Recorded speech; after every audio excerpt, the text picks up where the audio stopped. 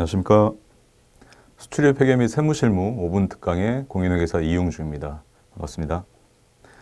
오늘은 8번째 시간인데요.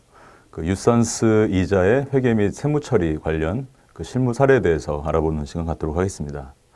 먼저 이 뱅커스 유산스랑 이제 슈퍼스 유산스 이렇게 이제 두 가지로 구분이 되는데, 이 두 가지 구분에 대한 수출자와 수입자 입장에서의 기본적인 내용을 좀 요약을 먼저 해보도록 하겠습니다.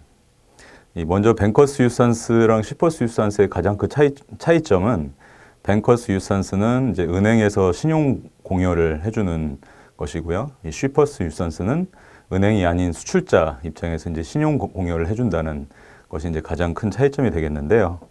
먼저 이 뱅커스 유산스에 대한 이제 각 수출자와 수입자의 그 차이 내역을 보시면은, 수출자 입장에서는 이제 일단 이 뱅커스 유산스는 일람 출급 에사이트 방식과 동일하게 수출 대금을 회수를 하는 것이기 때문에, 이 경우는 수출자에게는 이제 이자 비용에 대한 부담은 없게 되고, 이 이자 비용은 수입자가 이제 부담을 해야 되는 그러한 특징을 갖고 있습니다.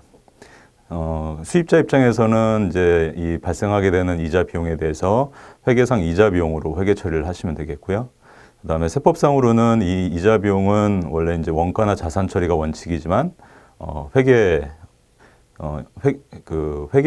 원칙에 따라서 그 이자 비용 처리를 하는 것도 가능하고요. 그다음에 세법상 그 지급이자 송금 불산입 대상의 그 차입 이자에는 해당이 되지 않는다는 점 기억하시면 되겠습니다. 그리고 슈퍼스 유산스를 보시면은 말씀드린 것처럼 이제 수출자가 이 신용 공여를 하기 때문에, 수출자 입장에서는 이제 이 발행하게 된 기한부 환화음을 발행을 하고 만기 이전에 은행에다가 이제 내고를 하게 되는데요. 이 경우에 이제 내고시 발생되는 그 매각 차이에 대해서 회계 원칙상 이제 IFRS상에서는 이자 비용으로 처리를 하시면 되고요. 일반 기업 회계 기준에서는 매출 채권 처분 손실로 회계 처리를 하시면 되겠고요. 세법상은 이제 회계와 동일하게 회계 원칙을 준용을 하고, 이 지급이자에 대해서는 마찬가지로 지급이자 송금 불산입 대상에 해당이 되지 않는다는 점 기억하시면 되겠습니다. 그리고 이 슈퍼스 유산스에 대해서 이제 수입자 입장에서는 이자 비용에 대한 부담이 없기 때문에 이 이자 비용에 대한 회계 처리는 발생을 하지 않는데, 다만 이 계약상 그 수출 대금에 이자 비용이 포함되는 경우가 있을 수 있다고 말씀을 드렸었고요. 이 경우는 이 뱅커스 유산스와 동일하게 수입자 입장에서도 이자 비용에 대한 회계 처리를 하시면 되겠습니다. 이렇게 이제 요약해서 알아봤는데, 그 사례별로 수출자 입장이랑 수입자 입장에서 각각 회계 처리를 어떻게 하면 되는지 사례를 통해서 한번 알아보도록 하겠는데요. 먼저 수출자 회계 처리 사례에서 이제 뱅커스 유산스의 경우를 먼저 보시면은요, 보시는 것 같이 2019년 11월 5일에 FOB 2,000불에 해당하는 물품을 선적을 했고, 선적 당시 기준 환율이 달러당 1,100원인 경우에 회계 처리는 차변의 외화 외상 매출금 220만 원, 그리고 이제 대변의 수출 매출 인식하는 수출 매출 계정 과목을 사용해서 220만 원 회계 처리를 하시면 되겠고요. 2019년 11월 10일에 수출자가 이 외국환 은행에 선적 서류와 환화음을 발행한 후에 이제 매입 의뢰를 하시게 되는데요. 매입 의뢰를 해서 이 2,000불에 대한 환가액 250만 원에서 환가료 5,000원과 전신료 1,000원을 차감한 후 그 차액인 249만 4천 원이 입금이 되었다.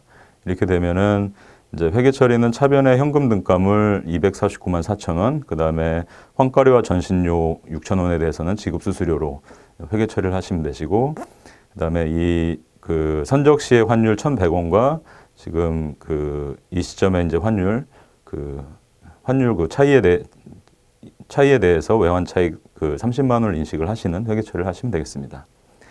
그다음에 슈퍼스 유산스를 보시면은 2019년 11월 5일자에는 뱅커스 유산스와 동일한 회계 처리를 하시면 되고요.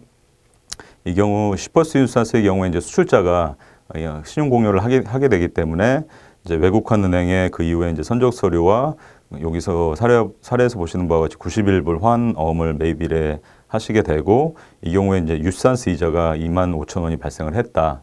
이렇게 되면은 이제 그 노란색 노란색으로 표시된 것처럼 이제 그 수출자 입장에서는 매출 채권 서분 손실 이 유산스 이자 해당하는 25,000원을 회계 처리를 하시면 된다는 점 기억하시면 되겠고요. 다음 수입자 회계 처리도 이제 뱅커스 유산스와 슈퍼스 유산스를 보시면은 지금 앞서 말씀드린 것처럼 뱅커스 유산스의 경우에 이제 수입자 입장에서 이자 비용에 대한 그 부담이 생기고 회계 처리가 발생한다고 말씀드렸는데요. 그 세 번째 이제 앞에 뭐 그 첫 번째랑 두 번째는 일반적인 상황이고 두 번째를 보시면은 이제 매입을 했다가 그 해외 인수은행에서 환호음이 인수되었음을 통보를 받으면은 그 시점에서 그 이전에 인식했던 이 외화 외상 매입금이 외화 단기 차입금으로 이제 대체하는 회계 처리를 하시고 그 이후에 이제 그 만기가 돼서 유산스 이자 11,000원이 발생을 한 경우 이에 대해서 이제 이자 비용으로 회계 처리를 하시면 되겠습니다. 그리고 슈퍼스 유산스는 뭐 그 첫 번째 매입 시점에서는 뱅커스 유산스와 동일하게 처리하시고 이자 비용에 대한 부담이 없기 때문에 이제 그 외상 매입금을 지급을 하게 되면은 이에 대해서 외상 매입금 반제하시고 외화 차손이 발생되는 이러한 회계 처리를 하시면 되겠습니다. 여기까지 수출입 회계 및 세무실무 5분 특강의 공인회계사 이용중이었습니다. 감사합니다.